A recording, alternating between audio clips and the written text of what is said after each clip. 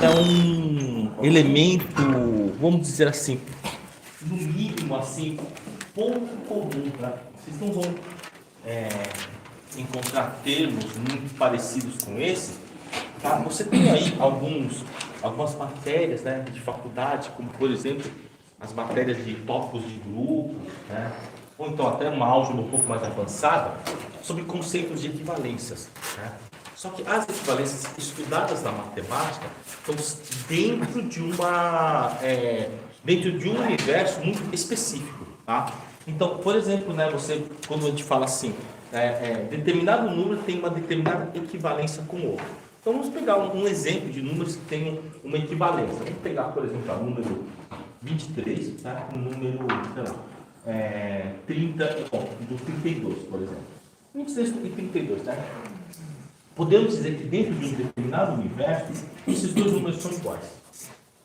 Se você somar os algarismos, vai dar quanto? 5. E somar os algarismos também dá 5. A gente pode dizer, olha, o 23 ele tem uma equivalência com 32 sob uma determinada regra.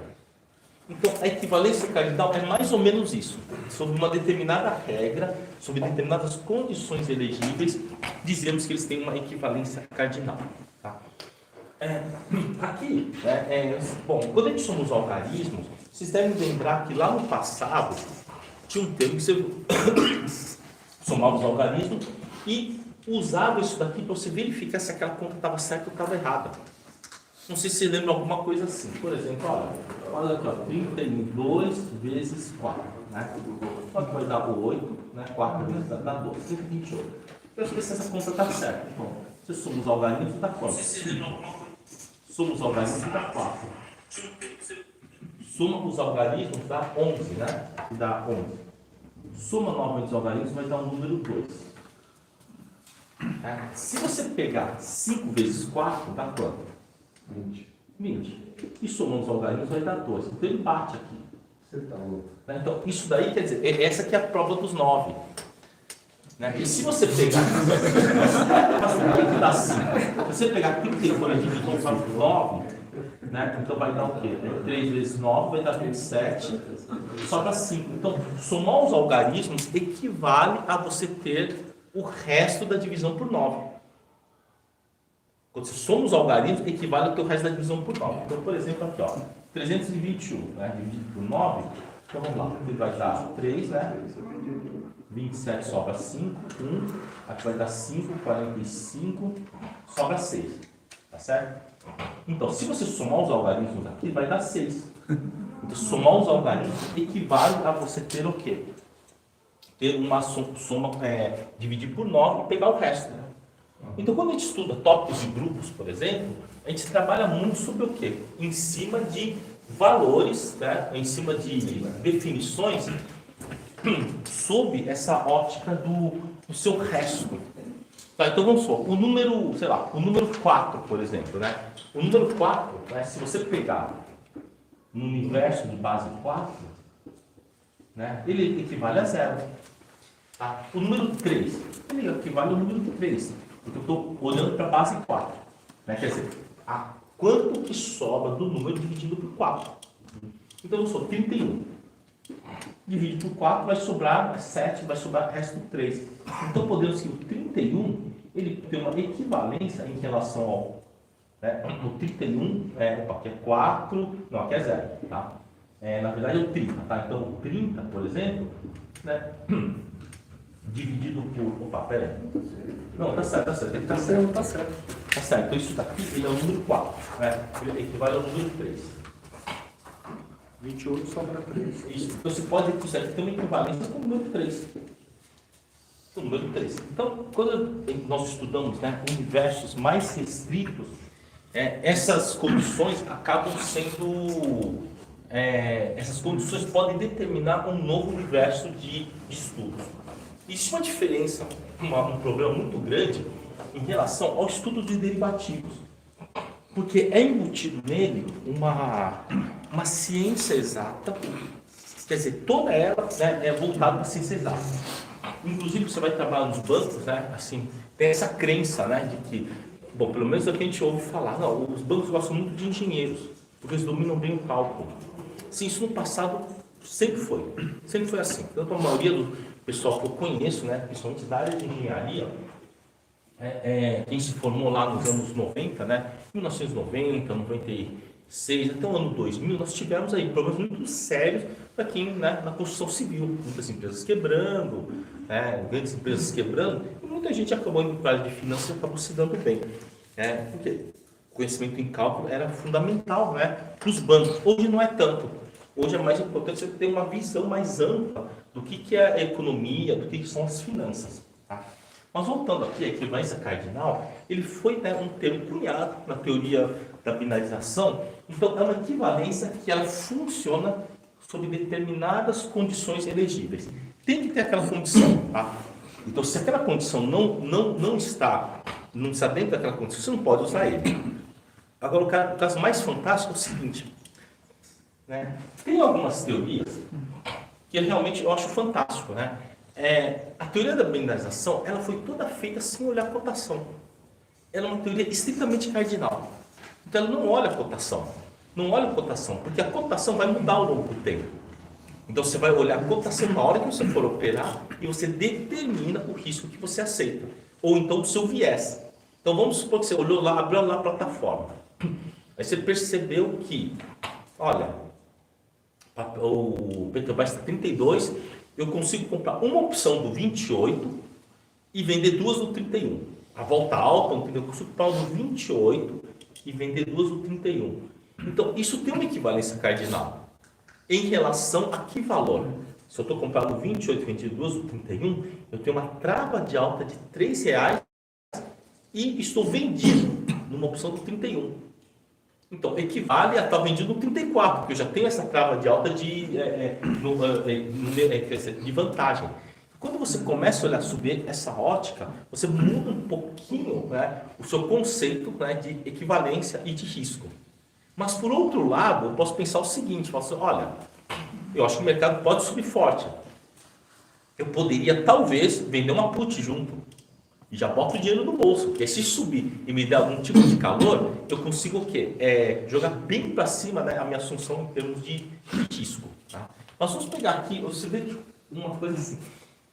Você fala assim, tá bom, então eu tenho lá uma situação em que eu tenho uma equivalência cardinal, né? Vou pegar com um ativo, né? Um ativo valendo 30 e 30, por exemplo. Ativo valendo 30. Eu faço assim, eu percebi, eu posso comprar aqui uma da A28 e vender duas da A30. Então, quando eu falo que ele tem uma equivalência cardinal com estar vendido na A32, tá? Na verdade, ele não é a mesma coisa. Ele diz que tem uma equivalência cardinal. Tá? Se isso aqui é igual, eu posso passar isso aqui para cá. A28 menos 2, A30 mais A32. Igual a zero. Em que condições que isso daqui vale zero? Isso é uma borboleta. Em que condições que isso vale zero? Abaixo dos 28 ou acima dos 32, não é isso? Acima dos 32, estoura a asa da borboleta, não vale nada. Abaixo do 28, né, desmilingue tudo, virou tudo filé. Virou tudo pó. Mas existe essa faixa entre 28 e 32. Tá? Ela usa o termo, tá certo? Zona nebulosa. Né? Tem um termo que ela usa, que é zona de instabilidade.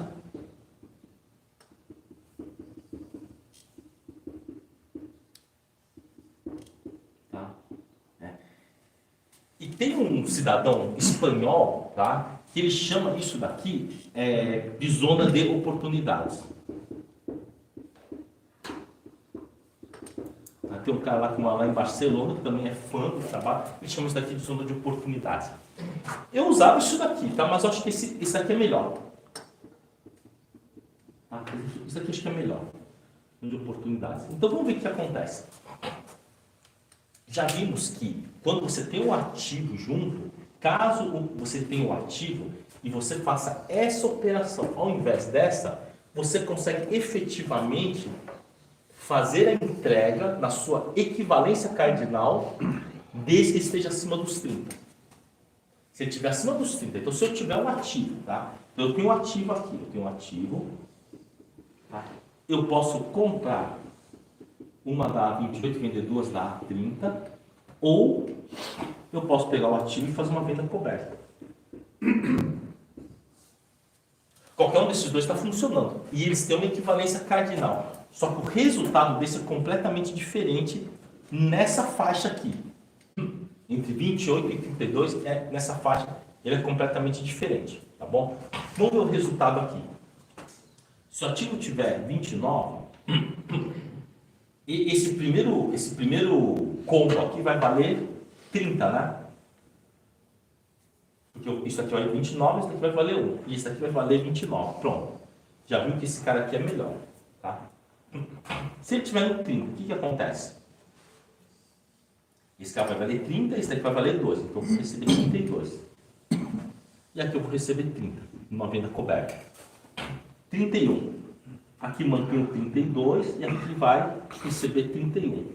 E aqui, finalmente, no 32, esse recebe 32, esse aqui recebe 32.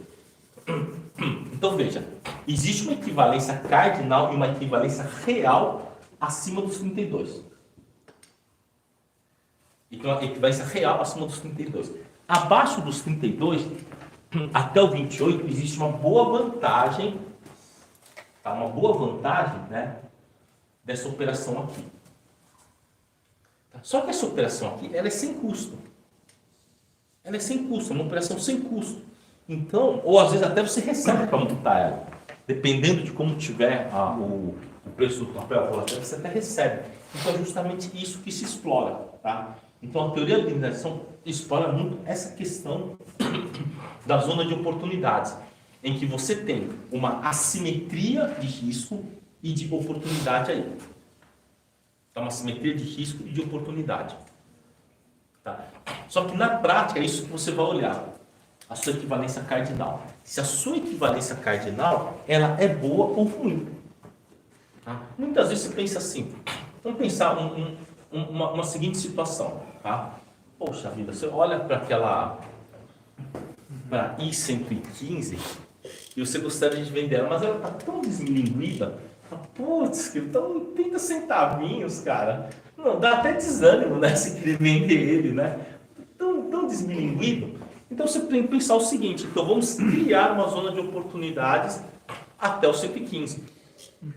Até o 101. Vamos criar essa zona de oportunidades. Então o Busto ele é um criador, tá, de uma zona de oportunidades. E como você não sabe onde vai parar o mercado, se a sua operação for uma operação que você possa sustentar ela com rolagem, ele tem uma rolagem positiva, então você tem, vamos dizer, a eternidade para fazer aquilo dar certo. Né? Eu acho que isso daí fica muito claro, aquele clichê, né? Quem tem margem não paga a conta. Né? Ele joga a conta para os outros pagarem, ele queima no tempo. Então vamos lá, vamos pegar se você olhar aqui, né? Você começa a olhar aqui o mercado, né? Então nós temos aqui, por exemplo, num dado momento aqui, nós temos uma BOVA 11 lá no 113. Lá no 113. Nesse momento 113, então nós vamos pegar aqui um ativo que tenha 34 dias, 35 dias úteis. Tá? Temporal, né? O temporalmente tem 35 dias úteis. É possível você fazer o seguinte: comprar uma da J105 e vender duas da J111. É possível de você fazer isso daqui no zero cost call. É possível. É possível fazer isso daqui. E isso tem uma equivalência cardinal, né, em estar vendido na J118. 117, tá? Então, se jogou para longe isso daí. 117. Se você pegar aqui, eu peguei um dado com 18 dias úteis, tá? Né? Foi possível comprar uma da I-105 e vender duas da I-110. Eu tenho aqui uma equivalência cardinal, né, vendido na I-115, que seria maravilhoso. Só que esse aqui já está bem desmilinguido aqui. Esse aqui já está bem desmilinguido na hora que era o momento de oferecer aqui, já estava falando só de 1,10 mais ou menos. E aí, em vez de vender, embolsar 1,10, quem montou isso daqui já está recebendo 1,40, 1,50. E com um potencial de ganho muito maior, que esse daqui no 113, né? Ele vai lá perto dos R$2. Então, essa equivalência cardinal, o que eu estou fazendo aqui na realidade? Eu estou trazendo, né, a possibilidade de estar vendido no ativo a 117 e se tiver acima dos 111, se consolida essa condição de vender no 117. Mas, por outro lado, se eu fizer isso daqui, o mercado cair e ir para 109, esse cara vai valer R$4. Então, quando você começa a olhar para isso daí, você pensa assim, e se eu distribuir, né, essa zona de oportunidades em vários strikes que eu tenho a possibilidade de ganhar? Tá? Então, a gente está aplicando o conceito da equivalência cardinal para tentar maximizar ao máximo os meus ganhos. No passado, como é que foi isso daí? Acho que isso daí é bom falar. Bom, no passado, como é que foi isso lá na Telemar, lá em 2004, né? Como é que se ganhou dinheiro nisso daqui? Porque havia uma sobreposição de booster de modo, né, que melhorava bastante toda a faixa de ganhos na Telemar. Então ele foi feito assim, né? Vamos colocar a Telemar, né? TNT4, né?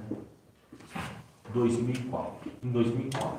Então, como que era feito isso daí? Então vamos começar, né, no game, tá? Então começou o game, tá? A Telemar aqui nos 34,50, né?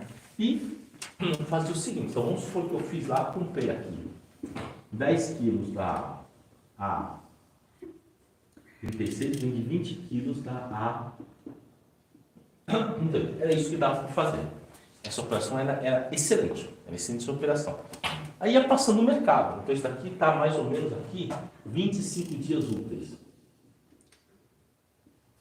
Menos 25 dias úteis do vencimento. Então isso daqui estava mais ou menos aqui 80 centavos e isso daqui estava mais ou menos 40 centavos. Tá?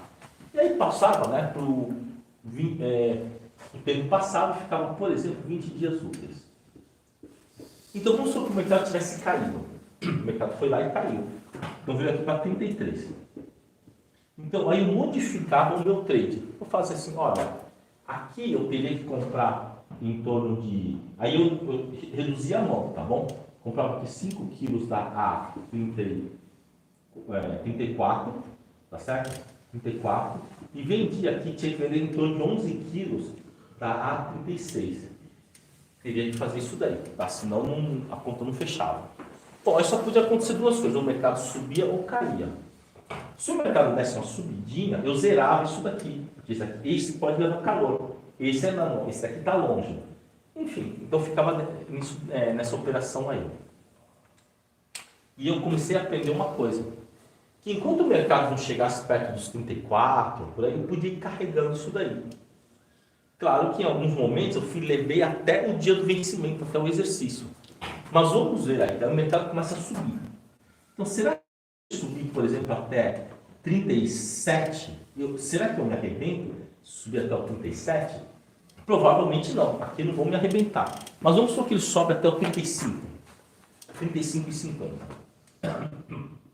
Até o 35,50, né? Deu um calorzinho no final, vai até 35,50. Esse cara aqui perdeu tudo. Porque não decidiu, isso aqui não vai dar em nada. Só que esse cara aqui, ele vai dar muita grana. Esse daqui eu ganho a partir do 36, não é? Ganho 34. Né? Só que não pode ultrapassar quem? A perda, né? A perda começa a ter quando ele ultrapassa que valor? É mais ou menos 37 e pouquinho. Sei lá, 37,60 mais ou menos, tá? 37,50 eu começo a perder. Mas está longe ainda. Então eu acabava levando isso aqui até o final, né, até o final, e aqui nos finalmente você ia acabar recebendo aqui 5 quilos, né? Então vai dar 5 vezes 1,5, vai dar aí 7,50, deu lá R$7.500, só que colocava tipo 20, 30 mil de margem.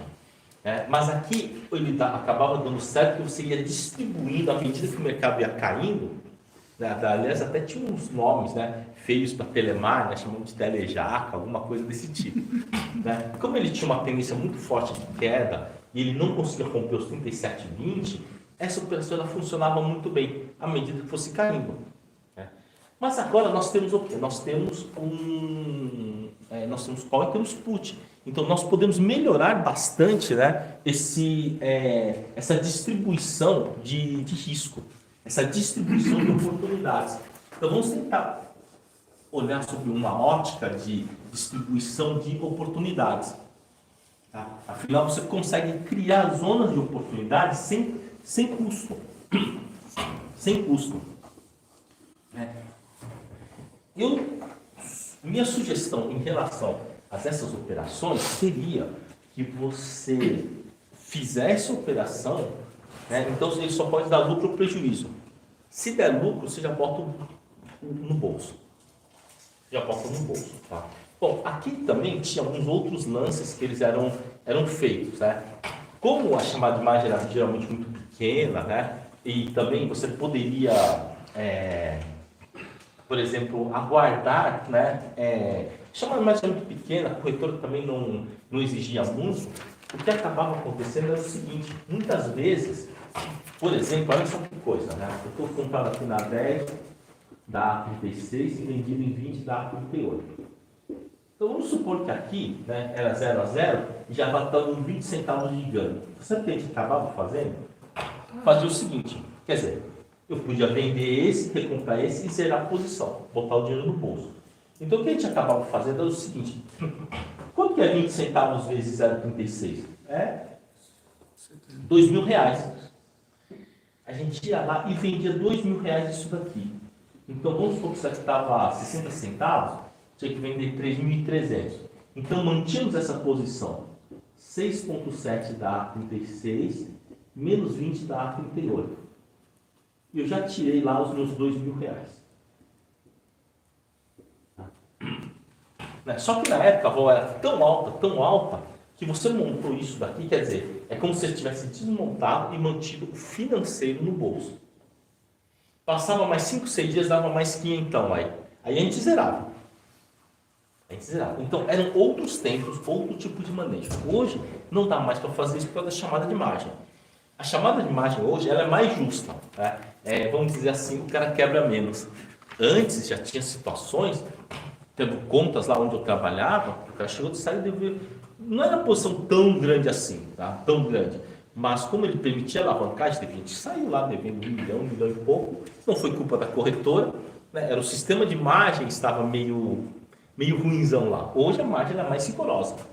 Quando a pessoa reclama de margem, na verdade ela não tem noção de que aquilo é uma proteção, né? Regra é para ser seguida, não é para ser questionada. Regra é para ser seguida. Eu não gosto da regra, pega e vai operar em outro lugar, né? Tá?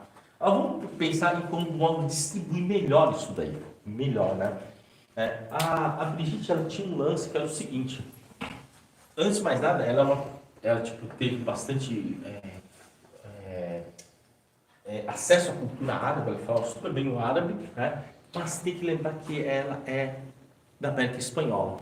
Então, o lance dela tinha um lance assim, meio místico da compreensão do mundo. Ela tinha um lance bem místico, até bem legal, né? Ela gostava muito daquelas mitologias incas, astecas, né? Então ela falava muito, né, sobre essas questões aí que não são questões tão físicas, palpáveis. Mas ela tinha realmente uma inclinação, né, por conhecimentos até esotéricos, né? Na biblioteca da casa dela tinha assim, aqueles livros da Carlos Castaneda, A Era do Diabo, Uma Estranha Realidade. Adorava esses livros aí, né? Então ela também tem uma formação misto entre científico e esotérico, né? O que é legal, não que a gente tenha que ter uma inclinação esotérica, né, para estudar derivativos, mas as questões filosóficas eu acho muito importante.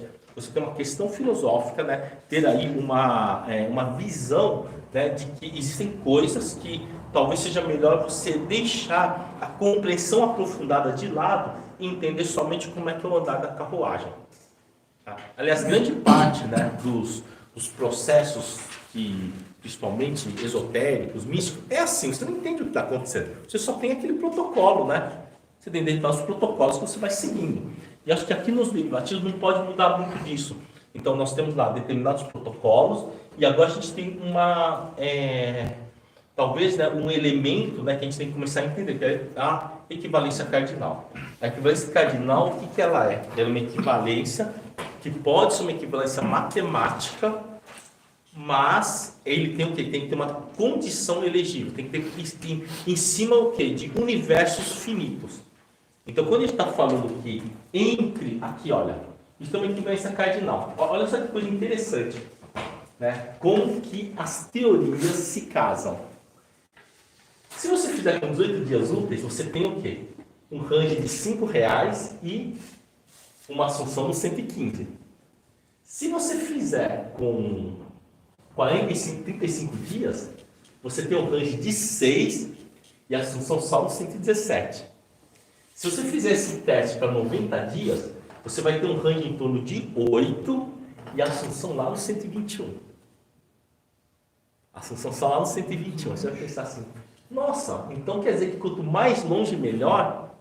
Pois é, né? Esse daí é o segundo princípio das espirais de Hanaka.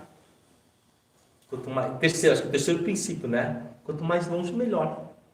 O primeiro é que as estratégias têm que ter tempestividade positiva, tem que ter translocação positiva, ou seja, no meio do caminho, se você quiser jogar para cima, tem que receber dinheiro.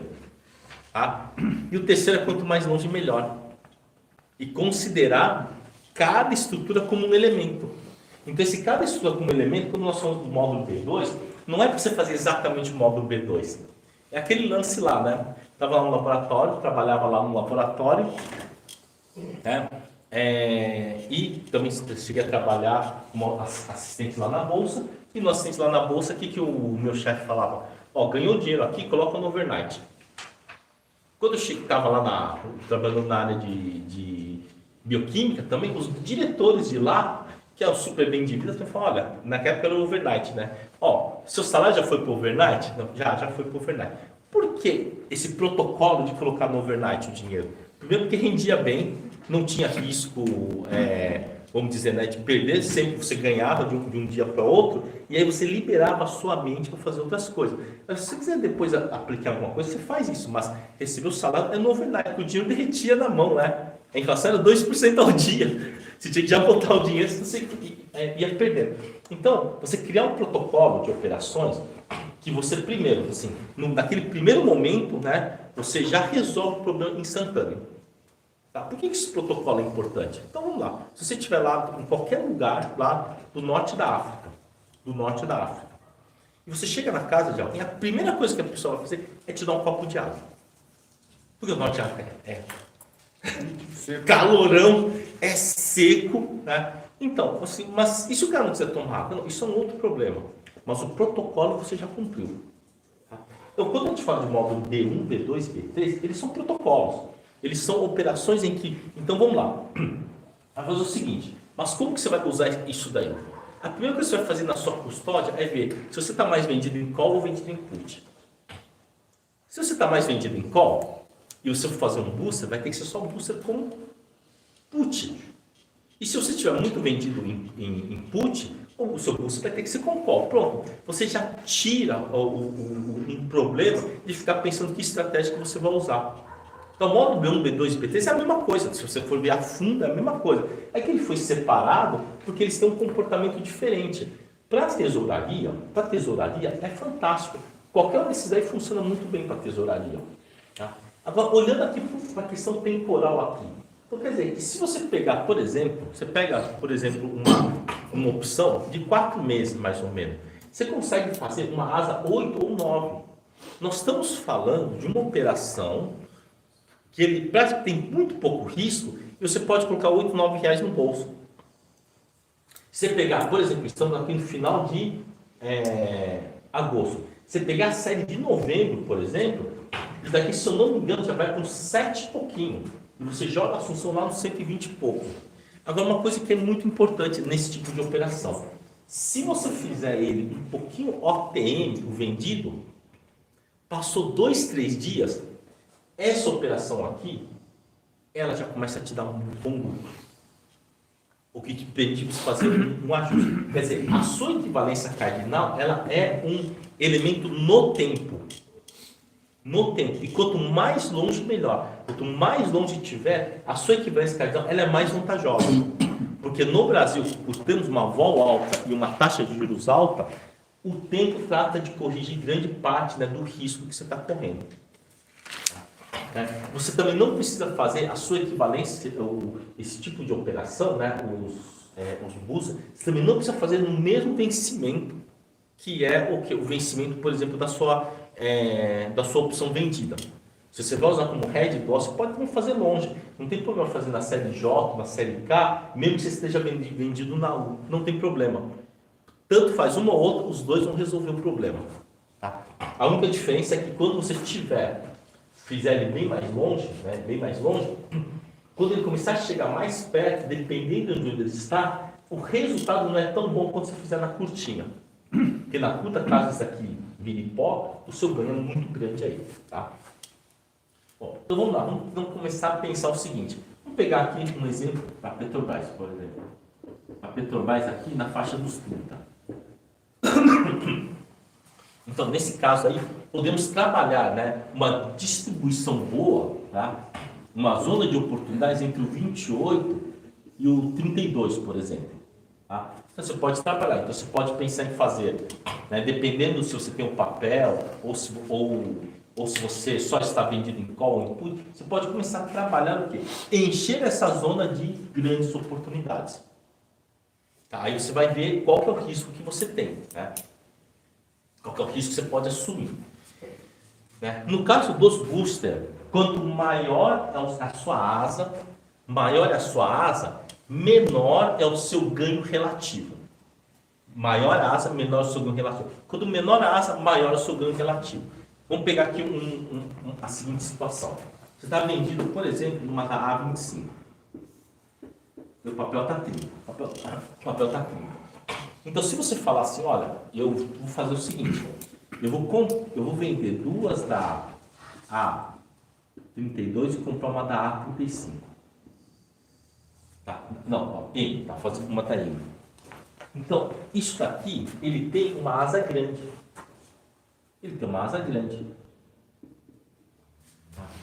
Onde que é a assunção aqui? A sua equivalência cardinal, né, é vendido na M29, não é isso? O papel está 30 e você está jogando para 29, quer dizer que seu lucro aqui é só de R$1, não é? Quer dizer, você está jogando a assunção R$1 para baixo só. É só R$1 para baixo que você está jogando a assunção. Então aí talvez não seja tão bom. Porque você só está jogando R$1 para baixo a assunção. Agora, se você pegar e fizer assim, olha, eu vou comprar aqui eu vou vender duas da M30 e comprar uma da M32, por exemplo, a sua assunção, você está com uma equivalência cardinal na M-28. Então, você está jogando o quê? R$2 para baixo a sua assunção. A sua zona de proteção ela é melhor. Aqui não, aqui se cai mais do que 3%, você já começa a perder. Mas esse tem uma outra vantagem. Ele te dá o quê? Um ganho muito grande entre o range de ganho desse cara aqui, o range de ganho, né, entre 29 e 35. E aqui é mais curtinho. Então, quando você encurta o seu range de ganho, a sua assunção ela é mais para baixo. Você pode jogar uma assunção bem mais lá para baixo. Então você vai ter que dosar isso daí. Agora, aqui, se ele subir for até 31, 32, você conseguiu manter o quê? Você está vendido na 25, está vendido na M29. Você consegue sair dessa posição pagando o quê? Essa diferença que é de R$4. Tá? E aqui, ele tem que ir abaixo dos 30 para você pagar o quê? Eu estou vendido na A25 e aqui estou vendido na M28, tá? Então você precisa que ele venha o quê? Abaixo dos 28, não, abaixo dos 30, né? E tem que se ver abaixo dos 30 para você poder pagar o quê? Somente R$3 aqui na saída. E aqui você vai pagar R$4 na saída. O resultado aqui vai ser o quê? Você vai ter que pagar R$4 aqui na saída, porque você só consegue jogar por 29. Quanto mais você puder jogar lá para baixo, melhor. Tá? Então, booster reverso, você vai ter que ter o quê? Um equilíbrio, tem que calcular um equilíbrio entre potencial de ganho, tá? E redução do dano em relação ao seu head dual. Eu estou falando com head dual. Mas você cria aqui uma zona de oportunidades que entre 29 e 35, essa estrutura te dá uma grana aí. Tá? Te dá uma grana.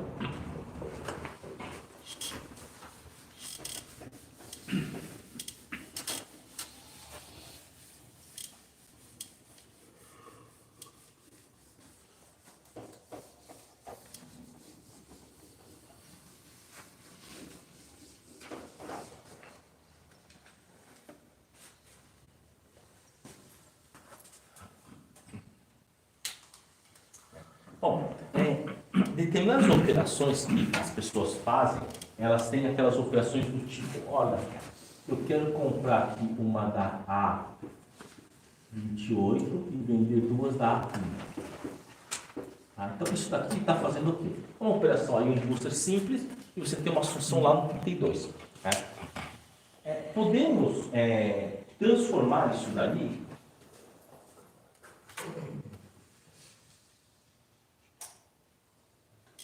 Podemos fazer uma transformação dessa operação aí em uma operação talvez bem mais com uma oportunidade muito maior de ganho. Tá? Nós já falamos que não é muito legal você ficar vendendo call a seco. Tá? Vender call a seco não é um negócio muito legal não. Tá? Quando você vende call a seco, o que acontece? Você limita o ganho àquela call que você está vendendo, aquele prêmio lá. Tá? Você não tem uma interação, né, em que você melhora, né, você cria essa zona de oportunidades. Aqui nesse caso estamos criando uma zona de oportunidades. Então, ao invés de eu vender uma A30, né, melhor, em vez de vender uma A32, eu estou comprando uma A30, A28 e vendendo duas da A30. Depois aqui, em vez de eu vender uma da A32. Podemos mexer um pouquinho nisso, tá? Porque na teoria da mineração é que mais faz a troca de risco. Então você está sempre trocando risco, continuamente trocando risco. Tá? A gente pode fazer o seguinte, né? Podemos, por exemplo, falar assim, olha, eu não estou vendido aqui numa A30, vamos separar isso daqui, olha. A28 menos A30 menos A30. Por exemplo, eu poderia retrabalhar essa venda aqui.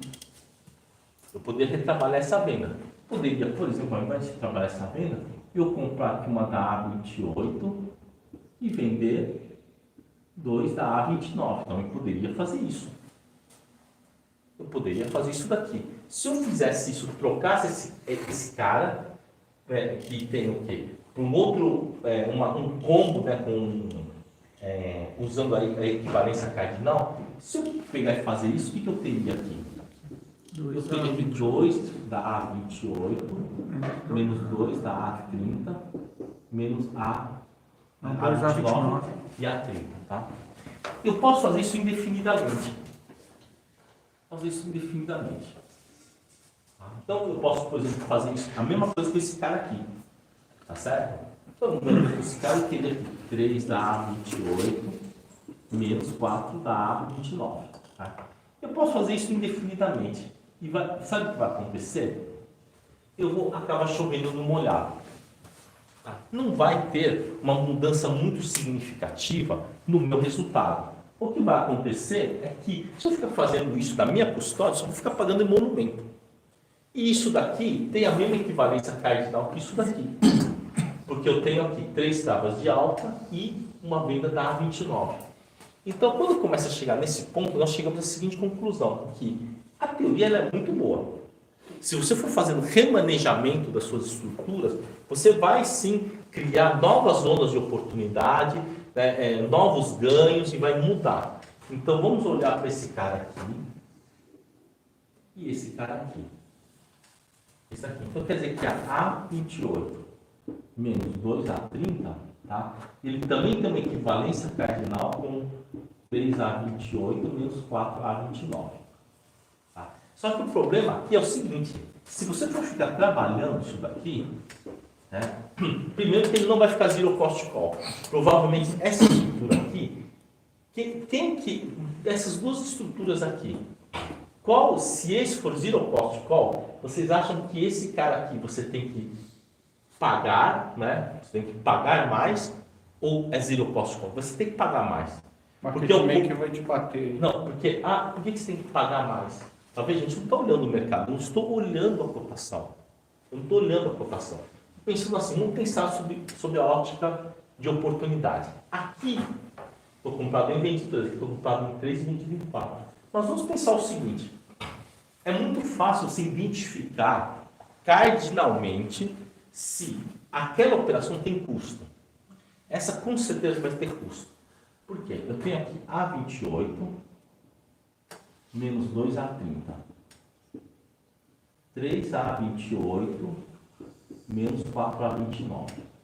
Então, só batendo o olho aqui, eu já sei que se tiver no 29, esse cara que vai ganhar 3, esse vai ganhar 1, não é? Vai receber 1, ele vai... Bom, então já está a cara que esse aqui é muito melhor. Com certeza, esse aqui é muito melhor, tá? E lá a assunção é a mesma. A partir de um determinado ponto, eles vão empatar, porque eles têm a mesma equivalência cardinal com a venda da A32. Mas se tiver, por exemplo, 30, não, 30 não, porque 30 ele já atinge o máximo aqui, tá? Mas vamos supor que ele tivesse 29,5, por exemplo. No 29,5, esse cara aqui vai valer 1,50. Né? Esse cara aqui, 29,5, 3 vezes 1,5 vai dar 4,5. 4 vezes meio, né, vai dar 2. Então também tem 1,5 aqui. Então 29,5 isso tem uma convergência matemática. Isso tem uma convergência matemática. Agora, perto do 30, do 29 não. No 29 esse cara ganha muito mais. Se ficar aqui no 28,5, por exemplo, 28,5, o que eu vou ter aqui? Eu vou ter 50 centavos aqui, e aqui 28,5 eu vou ter 1,50. Então é muito melhor ele estar lá no 28,5 ou então no 29.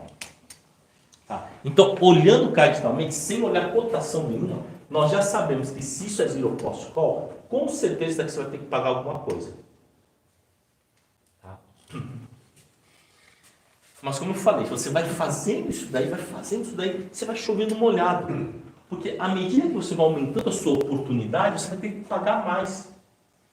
Tem um livro, né, bem antigo, que era um livro caro, que eu comprei o livro. Vocês já ouviram falar de um autor chamado Omar Cardoso? Omar Cardoso, ele é um cidadão já falecido, né? Mas lá no passado, né, ele foi um cara muito famoso, né, justamente por conta, né, de jogos de loteria esportiva. E ele fez um livro sobre isso daí. O livro deve estar em casa, é um livro muito antigo, muito antigo. Ele fazia o seguinte naquele livro. Ele mostrava, né, naquela época, acho que o máximo que você podia jogar na loteria esportiva eram 6 duplos e 6 triplos. Era aquela loteria com 13 pontos. Então você podia jogar 6 duplos e 6 triplos. Ou seja, você podia apostar na coluna 1, né, no empate, ou na coluna 2. E era sempre assim. Ele fez todo um livro, né, e mostrou, né, quer dizer, você compra aquele livro achando que você vai ganhar na loteria, tinha algum segredo lá, né? E ele mostrou o seguinte, que no final do livro, né, aí você tem toda a conclusão de tudo que você estudou. Mas não, tinha bastante matemática envolvida, mas era uma matemática simples. Então, por exemplo, né, ao invés de você comprar, né, fazer um triplo, então vamos pegar aqui um exemplo, né, como é que ficaria, né? Então vamos lá, então aconteceu o seguinte, então vamos supor que você fala assim, olha, quanto que eram 13 jogos, né? 13 jogos. Então vamos supor que você quisesse fazer tudo jogo simples. Na verdade tinha um duplo, tinha um jogo simples. Então vamos supor que, vamos olhar só para a coluna 1, tá? Só para o primeiro jogo. Só para o primeiro jogo aqui. Então no primeiro jogo, se você pegasse lá o primeiro jogo, você colocasse aqui um empate a coluna 2. Colocasse na coluna 1, beleza, tá? Você tinha um custo lá. Mas você podia fazer 2 jogos, ou 3 jogos. Você podia fazer 3 jogos e fazer o seguinte, num deles você colocava na coluna 1, jogo 1, né? No jogo 1. No jogo 2, né, você colocava o empate e no jogo 3 você colocava a coluna 2. Ou seja, você ia gastar 3 cartelas para você fechar o primeiro jogo. Então, com certeza, ou a cartela 1, ou a cartela 2, ou a cartela 3, você acertaria, né? Mas você também podia fazer o seguinte, faz um triplo, faz um triplo. Só que o triplo é 3 vezes isso daqui. Ou seja, não tinha nenhuma brecha matemática aí. Não existia nenhuma brecha matemática para que, se você fizesse ele separado ou junto, você tivesse alguma vantagem. Se, por exemplo, aqui, esse jogo, né, de você colocar somente um de cada vez, você gastasse, por exemplo, R$5, e esse jogo aqui custasse 7, por exemplo, esse era mais vantajoso. Só que na loteria esportiva você não tinha isso. Então, por mais que você fizesse uma matemática sofisticada de recombinação, você não conseguiria ter um ganho além daquele risco que você corre. Ou seja, ter uma vantagem matemática usando o quê? O jogo triplo ou 3 cartelas de jogo simples.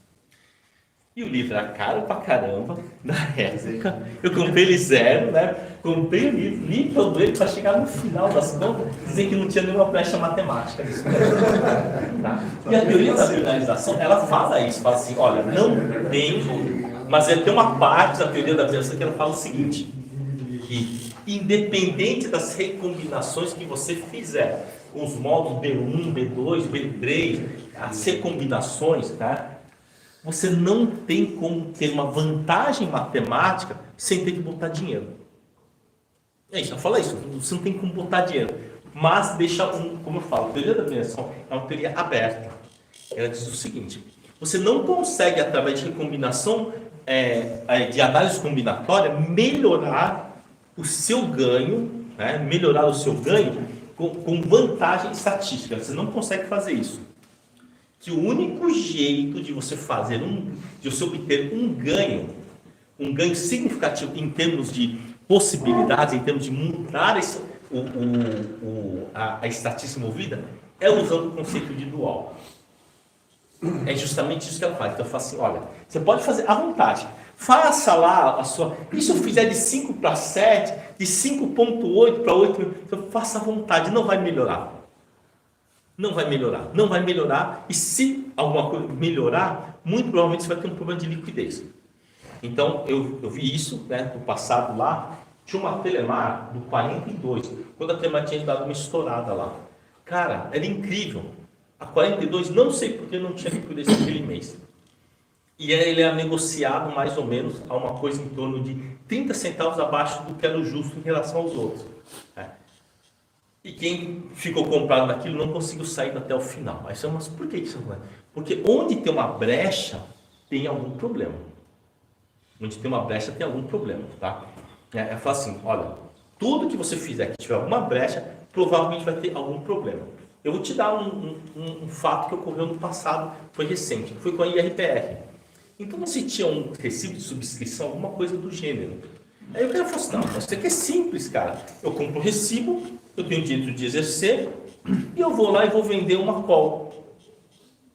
Aí, fazendo as contas, dava um lucro lá de 15 centavos, alguma coisa assim.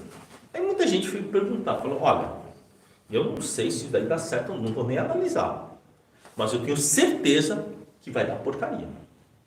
Porque é isso que diz a teoria da binarização. Sempre que você tem uma brecha, que você enxerga uma brecha, ou de um preço muito mais baixo, ou de um preço muito mais alto, em algum momento aquilo deve ter alguma situação de mercado em que aquilo vai dar ruim. E óbvio que deu ruim, né? O que aconteceu? Os caras compraram um recibo e venderam a call, né? Venderam a call, qualquer coisa eu exerço, eu tenho um recibo. O que aconteceu? Teve gente exercendo o quê? O cara antecipado. E aí não tinha BTC para poder entregar o papel e o cara levou multa.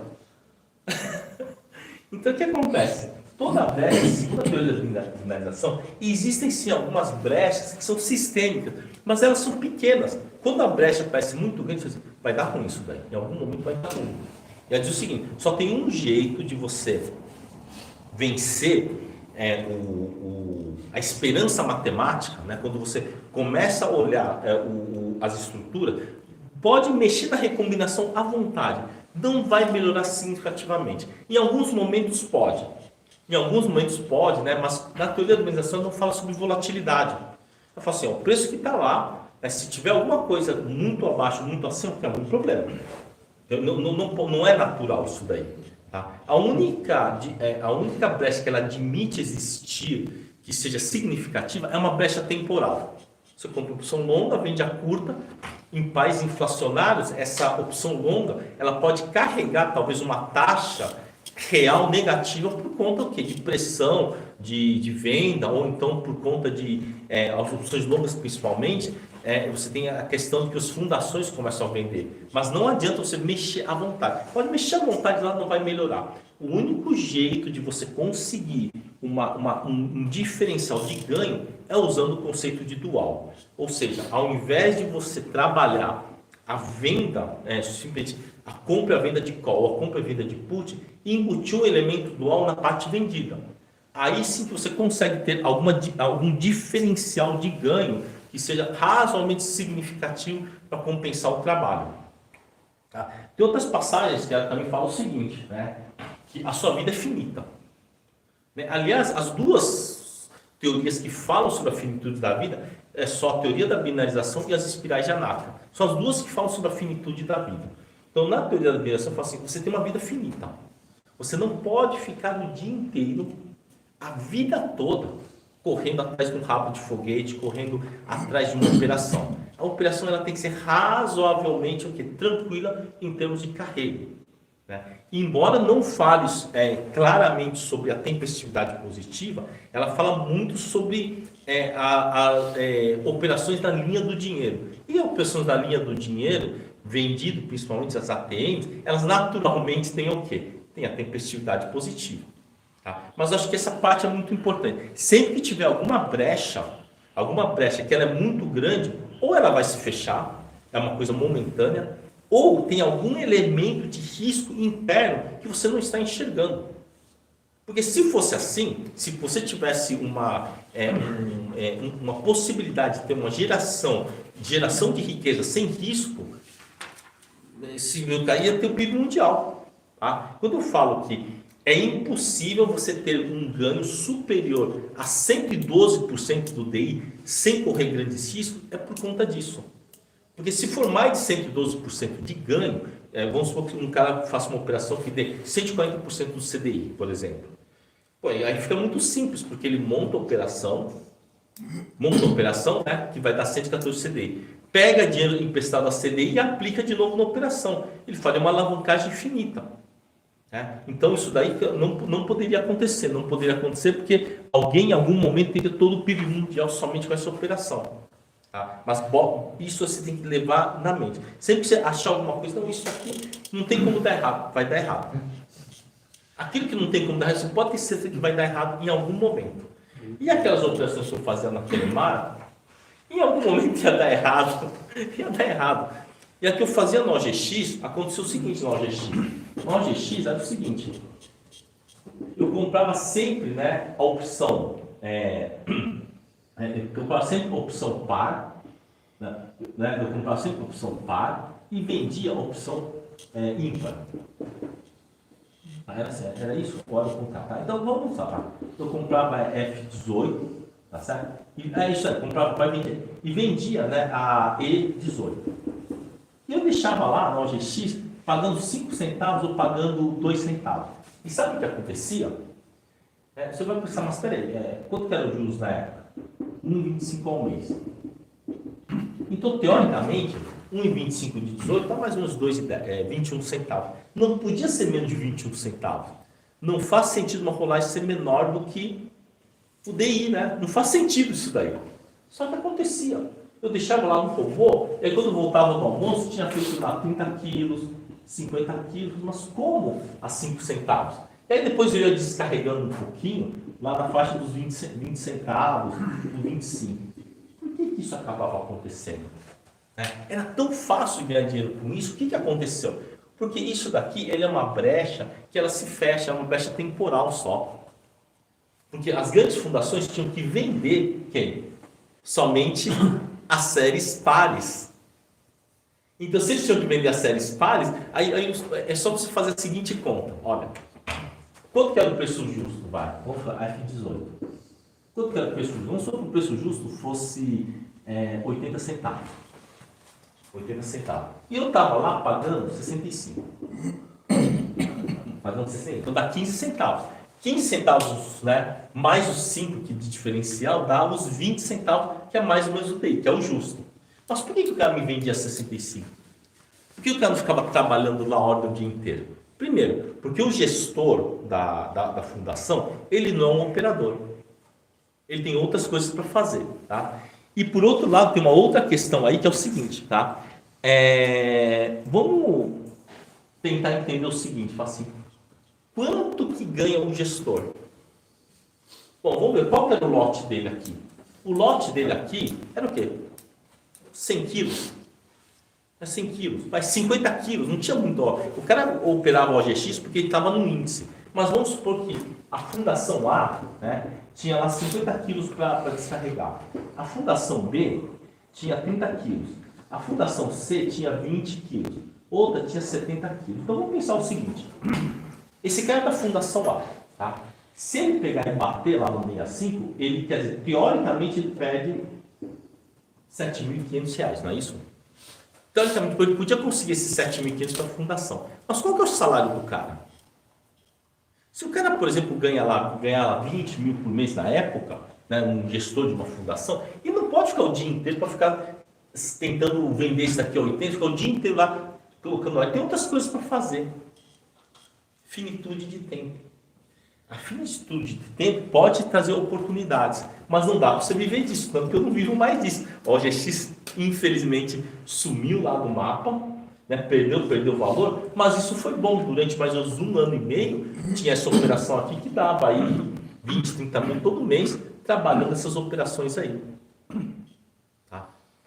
Então, sempre que você tiver alguma coisa assim, muito na cara, que consideravelmente entre aspas, fácil de ganhar, ou ele tem uma limitação temporal, ou tem escondido alguma coisa lá que você não tem noção do que está acontecendo e você pode se dar muito, muito mal. Então, essa aqui foi uma história, essa aqui foi uma história feliz. Ganhei grana. Mas teve uma história triste também. A mesma operação teve uma história extremamente triste. Tá? Extremamente triste, eu acertei e foi extremamente triste. Aconteceu o seguinte. Aquele papel lá, arreio, né? Arreio. Aconteceu o seguinte, ele estava sempre na faixa dos 15. Aí eu ficava fazendo trabalhos no tal de linha no 15, né? Pagava sempre em torno de 15 centavos na trave no tal de linha, THL, tá? E sempre, né? Eu falei assim, cara, não tem erro isso daqui, claro, né? Não tem erro. Custo, né? O papel estava 15, né? E 15, o papel estava 15, então não tinha erro. Quer dizer, estava 1% só, né? Do valor. Não tem erro isso daí. Só que eu não acompanhava esse papel. Na verdade, eu fiz 2, 3 vezes e deu certo. Botei no 15 e foi até 20. Eu achei estranho. Eu falei, poxa, do 15 para o 20, cara, é muito pouco com uma trava de linha, né? Trava de linha ali, mesmo não deve, você paga 11, 12, você sai no 25, 28. Tá estranho. Né? Só que você conseguia fazer no 15, sair no 18, 19, quase sem risco. Óbvio que um dia a gente pega e fala assim, se funciona para 10 quilos, vamos colocar uns 200 quilos.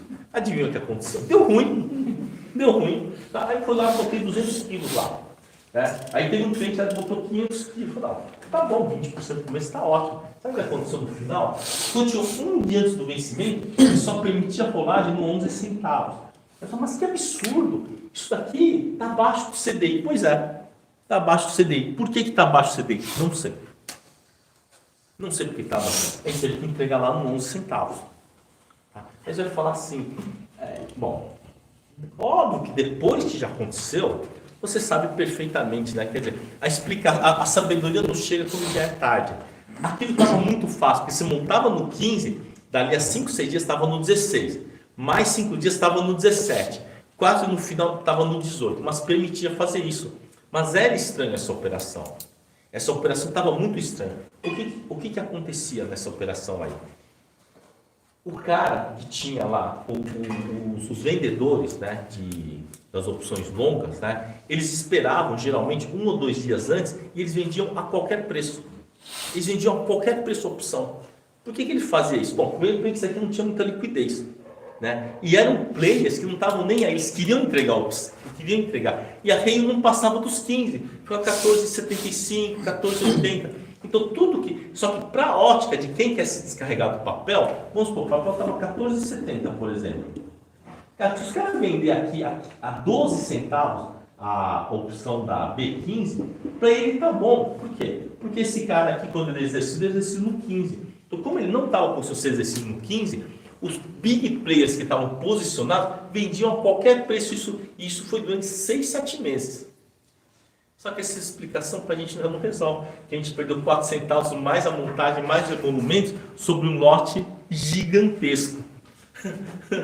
Então, tudo que tem uma coisa que vai estar muito simples, mesmo que ele esteja assim, não, mas é lógico que isso aqui vai dar certo. Não, não é lógico, não. Se uma coisa ela é muito boa, o que é uma coisa muito boa? Isso era bom demais, porque você montava no 14, 15 e cada 5 dias melhorava 1 centavo. Mas essa era a carência dele. Quando ele realmente um lotão gigantesco, não deu certo. Não deu certo. Entregamos uma boa grana lá, o que a gente ganhou em 6, 7 meses, em 1 mês entregou tudo. Então, qualquer operação, também não adianta você pensar em escalabilidade. Tem que sempre lembrar o seguinte: a operação pode dar muito certo, pode dar errado, escambau e tal, mas aquela operação que está dando certo, começa a verificar se não tem alguma coisa errada. Se ele tiver envolvido elementos duais de distribuição de risco dual, pode ser que aquilo seja mais perene.